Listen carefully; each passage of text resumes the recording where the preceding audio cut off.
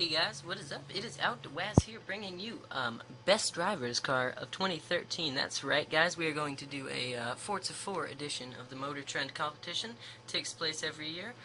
This year they have just recently done it. I think it'll be coming out for this month's magazine, but we are going to do a quick overview.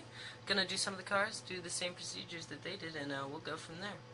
Our first car today is going to be an Aston Martin Vanquish. And unfortunately, we don't actually have the Vanquish unlocked, so today we're going to be using an Aston Martin DBS. This car is much the same as the Aston Martin Vanquish and is its predecessor in almost all ways. The Aston Martin Vanquish is an updated version of it with a major overhaul, a quick weight reduction, and some various other upgrades, including a 565 horsepower Aston Martin V12, beautiful engine note. Car is beautiful as ever, updated. I think it looks a little better than the old DBS, but that's just a purely subjective opinion.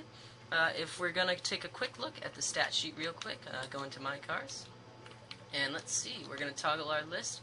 And for power, we've got 565 horsepower, and torque, we are pulling 465 pound-feet of torque.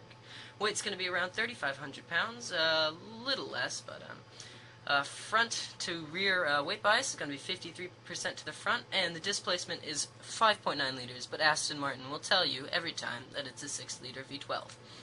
Now, we're going to hit up the track, going to Monster Raceway, Laguna Seca. This is a very good track for knowing the limits of your vehicle. It's got a good bit of everything, a little less straight line speed than to test it on, not like Le Mans or anything, but it does have some very good corners, test your car's ability to go as far as it can. This car is rated S609, and it is a very good vehicle. I've done it with the bright blue option. I think it was a manufacturer color, not necessarily sure the name of it, but that's okay. Looks like we're having a lovely computer-animated day today at Monterey, USA, at Monster Raceway Laguna Seca. And today we're gonna turn off the traction control, give it a little bit.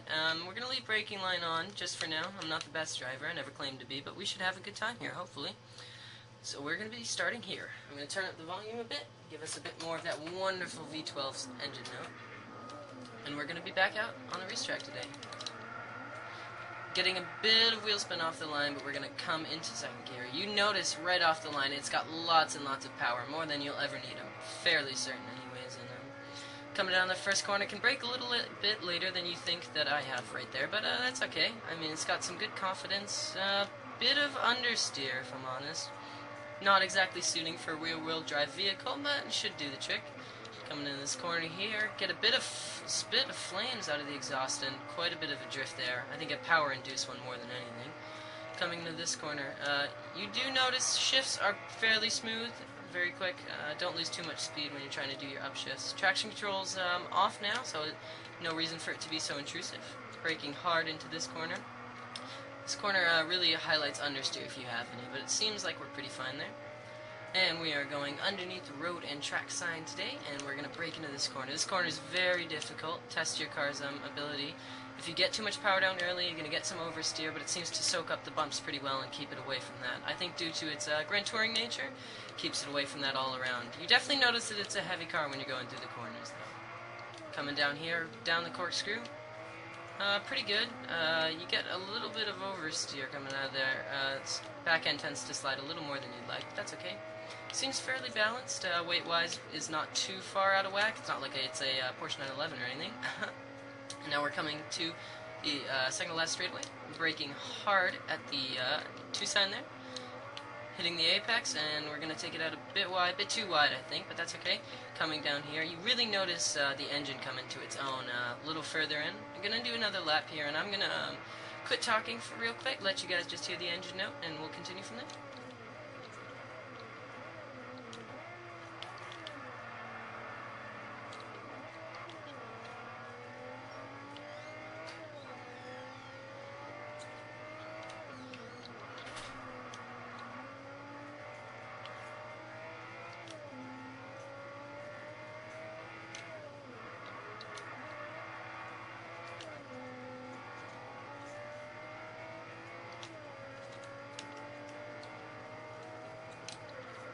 Switching to cockpit cam real quick.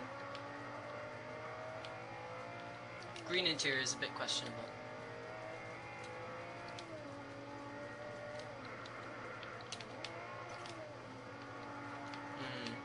soaks up bumps nicely there.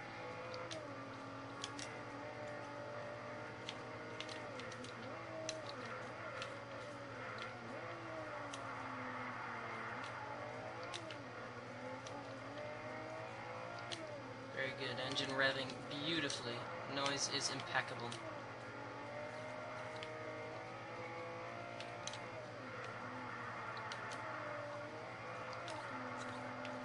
Definitely feel the heft of the car in the corners. It's not the lightest car, not necessarily a Lotus Elise, but it does get the job done quite well. And the things that are an issue you can fix quite easily with a little bit more power. And I think that'll finish our review today of the Aston Martin Vanquish DBS, quote unquote.